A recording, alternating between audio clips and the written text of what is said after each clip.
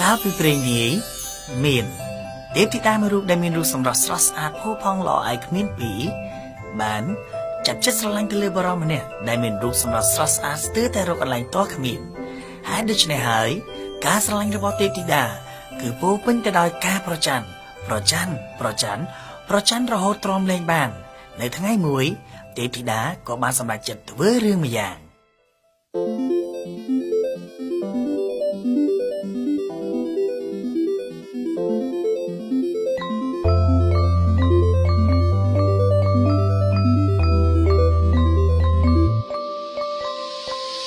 គុំមកចង់ចោតប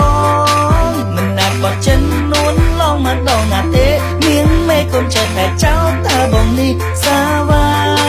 ផុតពីសន្យាចោតជីវ៉ាទៅមានស្នេហ៍ថ្មីធ្វើឲ្យអូនជីចាប់អូនគុំមកចង់ចោតបងមិនណាត់បត់ចិននួនឡងមកដងណាទេមានមេគុំចិត្តតែចោតតើបងនេះសាវ៉ាផុតពីសន្យាចោតជីវ៉ាទៅមានស្នេហ៍ថ្មីអូនឯងចេះតែនិយាយហ្មងមុំមិនដែលខូចមុំមិនដែលផ្លេតដាំងចោលរូបអូនទេមានមេគួរតែអូនយល់ថាបងស្រឡាញ់រូបអូនមានខ្លាំងប៉ុណ្ណាទៅណាមកណាបងតែខក5ថាបងទៅណែទៅនងអូនមិនជាសតតែនិយាយថាបងនេះមានស្រីរហូតគុំនិយាយច្រើនពេកខូចមែនឥឡូវគុំប្រកែកចោលពេកខូចមែនឥឡូវគុំនិយាយដែរខូចមែនឥឡូវខូចមែនឥឡូវគុំនិយាយច្រើនពេកខូចមែនឥឡូវគុំប្រកែកចោលពេកខូចមែនឥឡូវគុំនិយាយដែរខូចមែនឥឡូវខូចមែនឥឡូវអូនគុំមកចង់ចោតបងមិនណាត់បត់ចិននួនឡងមកដងណាទេមានមេគុំចិត្តតែចោតតើបងនេះសាវ៉ាផុតពីសន្យាចោតជីវ៉ាទៅមានស្នេហ៍ថ្មីធ្វើឲ្យអូនជីចាប់អូនគុំមកចង់ចោតបងមិនណាត់បត់ចិននួនឡងមកដងណាទេមានមេគុំចិត្តតែចោតតើបងនេះសាវ៉ាផុតពីសន្យាចោតជីវ៉ាទៅមានស្នេហ៍ថ្មីអូនឯងចេះតែនិយាយមកនិយាយថាពីប្រចាំនោះប្រចាំពេកហើយអូនធ្វើមើលតែបងនៅពោស្អាតពីតាណាមកណាតាមមកពេកងាកទេរហូតហ្មងហើយពេលតែបងអត់លើកតាំងចិត្តអន់ចិត្តថាបងនឹងអត់ស្រឡាញ់ហើយដល់តែបងលើកគ្មានសួរអីក្រៅពីនៅមួយស្អីមែនគុំនិយាយច្រើនពេកខូចមែនឥឡូវគុំប្រកែកចោលពេកខូចមែនឥឡូវគុំនិយាយដែរខូចមែនឥឡូវខូចមែនឥឡូវគុំនិយាយច្រើនពេកខូចមែនឥឡូវគុំប្រកែកចោលពេកខូចមែនឥឡូវគុំនិយាយដែរខូចមែនឥឡូវខូចមែនឥឡូវស្នេហ៍បងស្មោ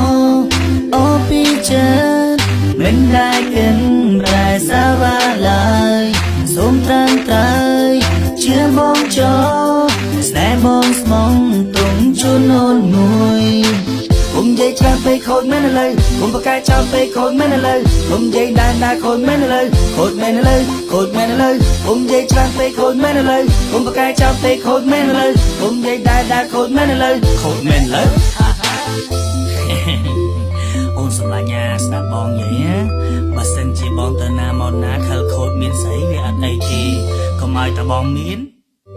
ណែអស់លេងមកអស់លេងមកអូនគុំមកចង់ចោលបងមិនដែលក៏ចិននួនឡងមកដល់ណាទេមានមេកុំចេះតែចោលតែបងនេះសាវ៉ា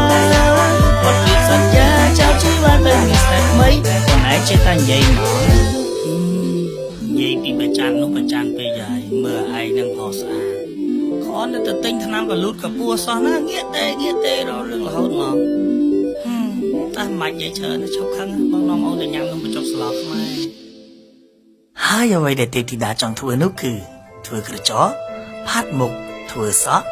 តុបតែងខ្លួនឲ្យស្អាតទិញខោអាវល្អរបស់របរ brand ហើយអ្វីដែលចង់បានបំផុតនោះគឺកន្ត្រៃ